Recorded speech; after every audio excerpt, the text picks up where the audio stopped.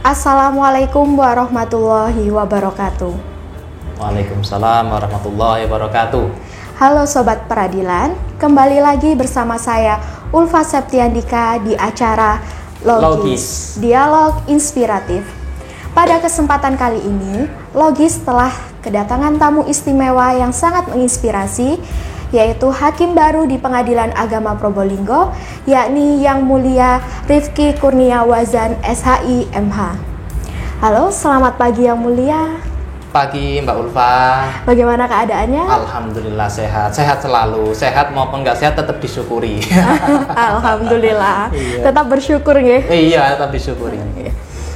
Halo Sobat Peradilan, Yang Mulia Rifki Wazan ini sebelum ditempatkan di Pengadilan Agama Probolinggo, beliau sebelumnya telah ditugaskan di Pengadilan Agama Ruteng, untuk selanjutnya di Pengadilan Agama Curug, dan sekarang ada di Pengadilan Agama Probolinggo.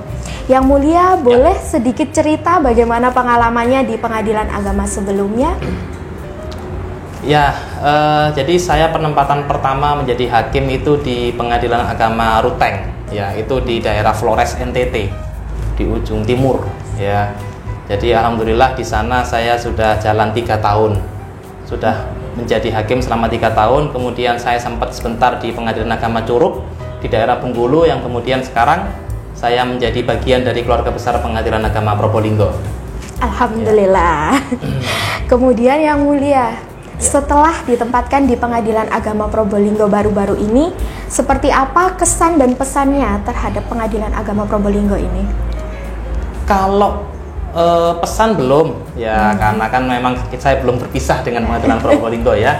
Tapi kalau kesan pertama kali, saya langsung kagum dengan bentuk tampilan fisik kantor Pengadilan Agama Probolinggo. Itu yang pertama. Yang kemudian yang kedua, ketika saya mengenal pegawai-pegawainya, hakim-hakimnya, pimpinan dan seluruh pihak yang ada di Pengadilan Agama Probolinggo, itu sangat ramah sekali, sangat berdedikasi, sangat berintegritas, semuanya disiplin dan tepat waktu dalam menjalankan kegiatannya masing-masing. Itu yang kemudian saya harus memacu diri saya sendiri untuk menjadi lebih baik, menjadi salah satu aparatur di Pengadilan Agama Probolinggo. Ya. Ternyata kesannya adalah positif ya pemirsa.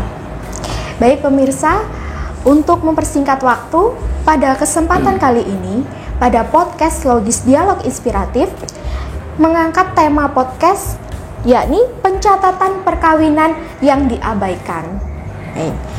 Yang Mulia, pencatatan perkawinan yang diabaikan ini oleh masyarakat umum seringkali diidentifikasikan dengan perkawinan siri. Sebenarnya apa yang dimaksud dengan perkawinan siri itu? Jadi Ibnu Taimiyah mengartikan bahwa perkawinan siri adalah perkawinan yang tanpa dihadiri oleh wali nikah dan saksi, sehingga dari sisi syarat dan rukun perkawinannya juga tidak memenuhi. Oleh karenanya bisa dikatakan perkawinan siri adalah itu perkawinan yang batil, yang batal, yang nggak sah gitu ya. Imam Malik juga sama. Imam Malik mengatakan bahwasanya perkawinan siri adalah perkawinan yang dengan satu orang saksi laki-laki dan satu orang saksi perempuan, sehingga rukun perkawinannya tidak memenuhi syarat, ya tidak memenuhi sebagai sebuah rukun pernikahan. Nah, di era sekarang masyarakat menganggap bahwa perkawinan siri adalah perkawinan yang dilaksanakan secara hukum Islam, ya, sesuai dengan rukun-rukun yang dan syarat yang telah ditetapkan, akan tetapi tidak dicatatkan di KUA setempat atau tidak dalam pengawasan pegawai pencatat nikah, sehingga tidak mempunyai buku nikah atau akte nikah. Seperti itu perkawinan siri kira-kira. Tadi menyatakan bahwa perkawinan siri ini tidak dicatatkan di KUA setempat sehingga tidak punya buku nikah atau akte nikah, betul nggih?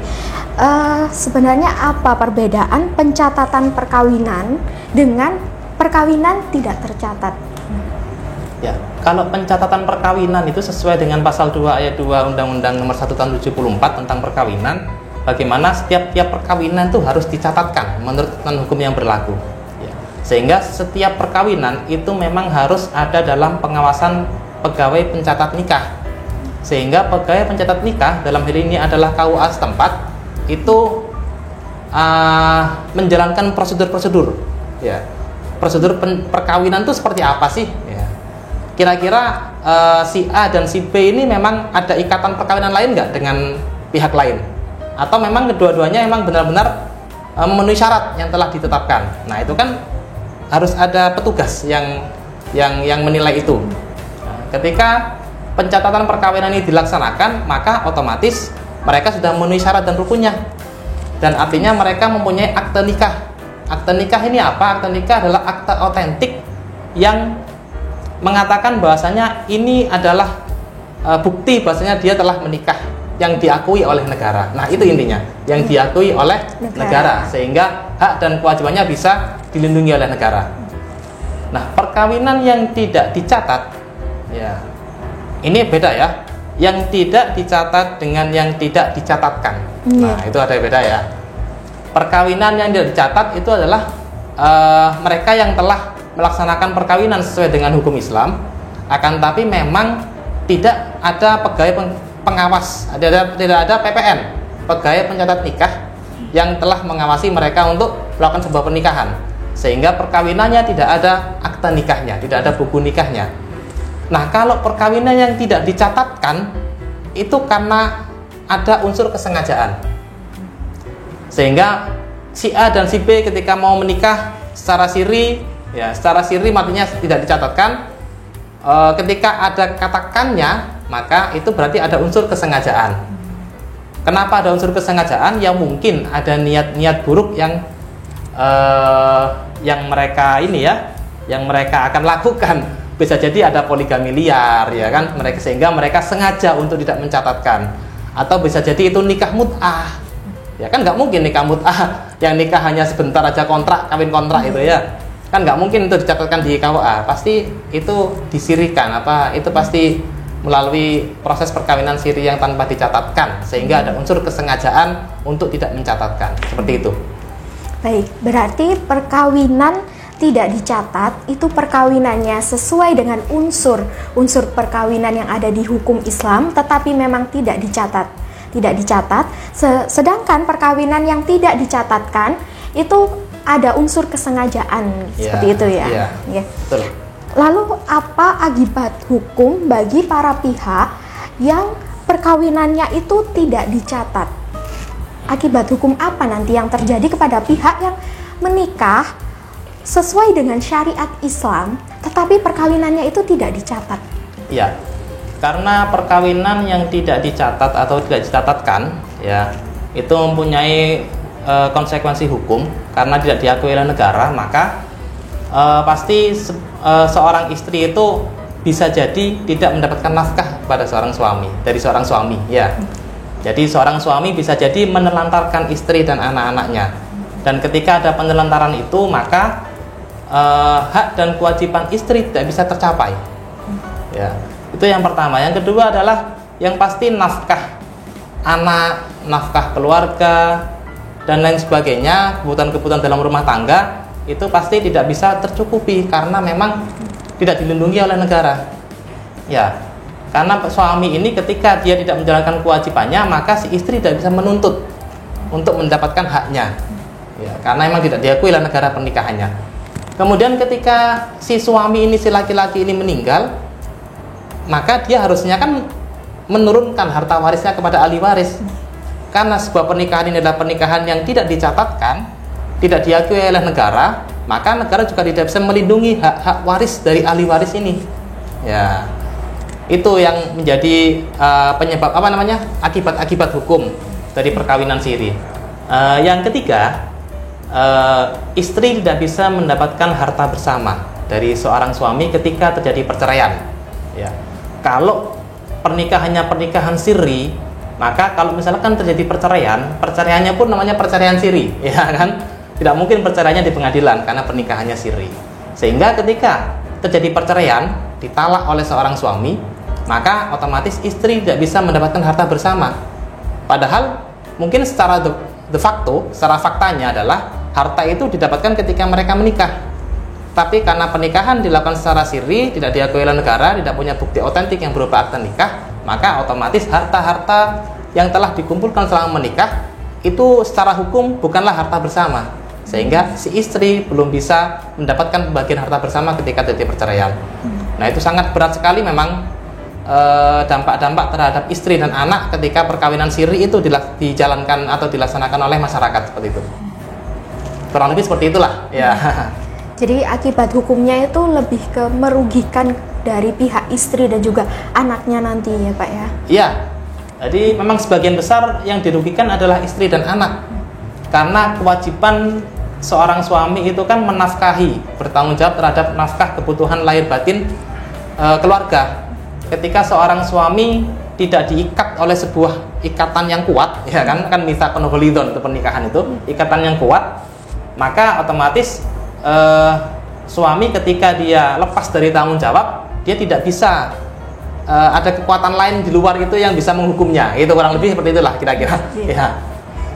Jadi tidak ada sesuatu yang ditakuti karena tidak ada ikatan yang secara jelas untuk menekan dia melaksanakan kewajibannya seperti itu ya. Kalau perkawinan dilaksanakan di bawah pengawasan PPN, dicatatkan oleh KUA, maka otomatis ketika terjadi perceraian, ketika suami meninggal, maka akta otentik itu bisa digunakan sebagai bukti bahwasanya ini loh, saya adalah istri dari ini, anak ini adalah anak dari bapak ini. Nah, sehingga ketika bisa dibuktikan melalui itu, maka otomatis dia bisa mendapatkan hak-haknya.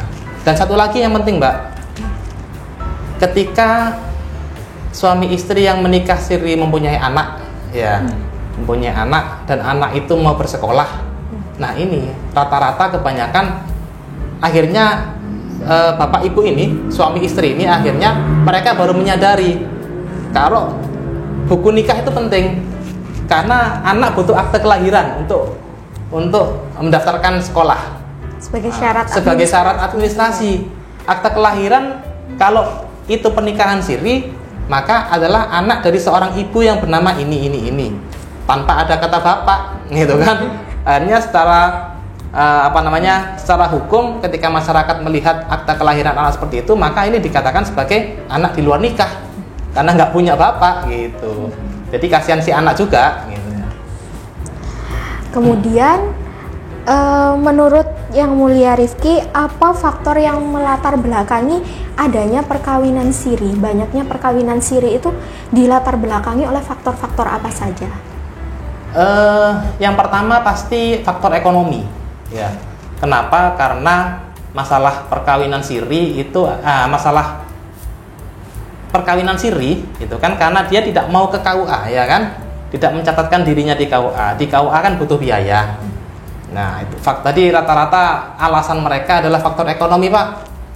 Di KUA mahal, Pak, nggak ada uang, gitu kan. Mending kita nikah siri aja. Gitu. Itu alasan utama itu pertanyaan. Yang kedua adalah bisa jadi memang itu disembunyikan. Jadi bisa jadi itu pernikahan yang disembunyikan. Sehingga mereka emang yang tadi itu ada kesengajaan untuk tidak mencatatkan perkawinannya. Bisa jadi itu adalah istri kedua, poligami liar. Karena mungkin ngurus poligami susah di pengadilan atau mungkin tidak mendapatkan persetujuan oleh istri pertama, maka ketika dia akan menikah dengan istri kedua dilakukan secara siri, maka itu yang mendorong dia untuk bisa melakukan pernikahan siri. Kemudian yang ketiga bisa jadi karena si anak masih di bawah umur. Si anak di bawah umur, kemudian sudah kedua keluarga, kedua orang tua ini antara laki-laki perempuan ini sudah ingin anaknya menikah, karena tidak cukup umur ditolak oleh KUA, maka satu-satunya cara adalah dengan cara nikah siri. Nah itu, jadi penyebab nikah siri itu sebenarnya macam-macam sebenarnya. Kalau kita mau tanya kepada orang yang menikah siri, pasti ada aja alasannya, ya banyak macam-macam alasan. Cuma alasan itu harus kita terima, harus kita tampung untuk apa? Sebagai perbaikan kita ke depan. Ya, bahwasanya masyarakat ini kendalanya ini loh, gitu ya. Kenapa kok nikah siri? Karena ini loh faktor masalahnya gitu. Kurang lebih seperti itu, Mbak. Dengan banyak faktor penyebab terjadinya pernikahan siri ini atau perkawinan siri ini, menurut Yang Mulia Rifki, bagaimana solusi untuk menekan agar perkawinan siri di Indonesia ini semakin sedikit atau menurun gitu? Ya, solusinya apa sih? Ya. Yang pasti harus ada kolaborasi. Kolaborasi itu apa? Upaya penyatuan dari berbagai pihak untuk mencapai satu tujuan, untuk kolaborasi, ya kan? Siapa aja pihak-pihak yang bertanggung jawab? Nah, ini kan. Kita jangan hanya menyalahkan masyarakat yang melakukan perkawinan siri, tapi kita cari penyebabnya dan kita cari solusinya bersama. Yang pertama adalah yang pasti pemerintah. Pemerintah dalam hal ini adalah bagaimana pemerintah bisa memberikan sebuah edukasi kepada masyarakat agar di Indonesia ini perkawinan ini harus dicatatkan, gitu ya. Untuk mendapatkan perlindungan terhadap negara, untuk mendapatkan pengakuan negara, maka itu harus dicatatkan. Maka melalui KUA adalah hal yang wajib dilakukan oleh masyarakat Islam yang ada di Indonesia untuk melakukan sebuah pernikahan. Jadi edukasi itu yang perlu digalakkan. Kemudian yang kedua, para tokoh masyarakat kita itu juga harus mendapatkan edukasi juga, gitu ya. Kenapa? Karena kalau menikah siri itu pasti melalui ustadz, melalui kiai setempat, ya, yang dianggap dituakan, dihormati, dianggap berilmu secara agama, ya. Namun mungkin masih fikih sentris, pemahamannya masih fikih sentris, jadi masih belum bisa mempunyai kesadaran bahwasanya perkawinan yang dicatatkan ini adalah penting juga bagi mereka, bahkan bisa jadi wajib bagi mereka. Meskipun ada pihak yang mengatakan bahwasanya pencatatan perkawinan ini adalah sebagai syarat tertib administratif saja, ya kan, sebagai suatu peristiwa, sebuah peristiwa penting, bukan peristiwa hukum, kan gitu ya. Ada pendapatnya kayak gitu. Ini adalah sebuah peristiwa penting, bukan peristiwa hukum. Sama halnya ketika ada kematian, maka ada akta kematian. Ketika ada kelahiran, ada akta kelahiran. Ketika ada pernikahan pun ada akte nikah, gitu. Jadi peristiwa penting yang terjadi. Tapi dampaknya, efeknya sangat luar biasa seperti yang tadi dijelaskan. Efeknya adalah merugikan si istri dan anak. Dan itu kalau mau dihitung persentase ya 99% itu merugikan istri dan anak, seperti itu. Kurang lebih seperti itu. Begitulah penjelasan dari Yang Mulia Rifki Kurniawazan SHI MH. Untuk selanjutnya, Yang Mulia, apa pesan yang akan diberikan kepada sobat peradilan terkait pencatatan perkawinan yang diabaikan ini? Ya. Baik, apa kesimpulan yang kita ambil dari diskusi kita kali ini? Yang pertama adalah kita mengetahui bahasanya perkawinan siri adalah dampaknya sangat merugikan istri dan anak. Dampaknya sangat besar sekali terhadap kehidupan istri dan anak, bahkan dalam sebuah rumah tangga. Ketika rumah tangga berangkat dari hal yang negatif, maka bisa dipastikan bahasanya kehidupan rumah tangga dan akhirnya adalah juga berdampak terhadap negatif juga. Oleh karenanya, maka seluruh masyarakat, terutama keluarga kita masing-masing, keluarga saudara-saudara kita, tetangga-tetangga kita, teman-teman kita, maka kita harus galakkan untuk stop terhadap perkawinan siri. Ya, jangan ada lagi perkawinan siri di negara kita, dan himbauan pada pemerintah agar menggalakkan untuk memberikan edukasi kepada masyarakat dan tokoh-tokoh agama yang ada di Indonesia untuk bisa menghindari pernikahan siri dan mencatatkan perkawinannya melalui kantor urusan agama setempat, sehingga negara bisa melindungi, bisa mengakui perkawinan tersebut, dan semoga keluarganya bisa menjadi keluarga yang sakinah, mawaddah warahmah, yang menjadi ikatan yang kuat dalam naungan Allah Subhanahu wa taala. Amin, amin ya robbal alamin. Baik, Yang Mulia, terima kasih atas penjelasannya, atas edukasinya. Semoga bermanfaat dan masyarakat atau sobat peradilan bisa lebih tercerahkan lagi, bisa lebih melakukan tindakan yang sesuai dengan hukum agar mendapatkan perlindungan hukum.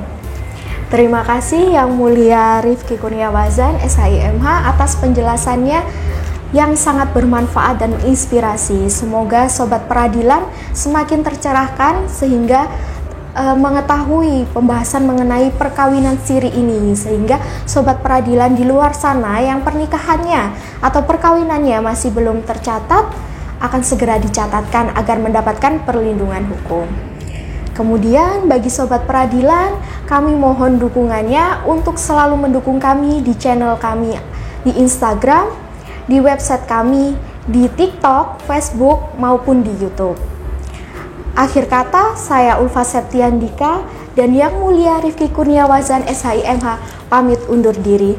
Wassalamualaikum warahmatullahi wabarakatuh.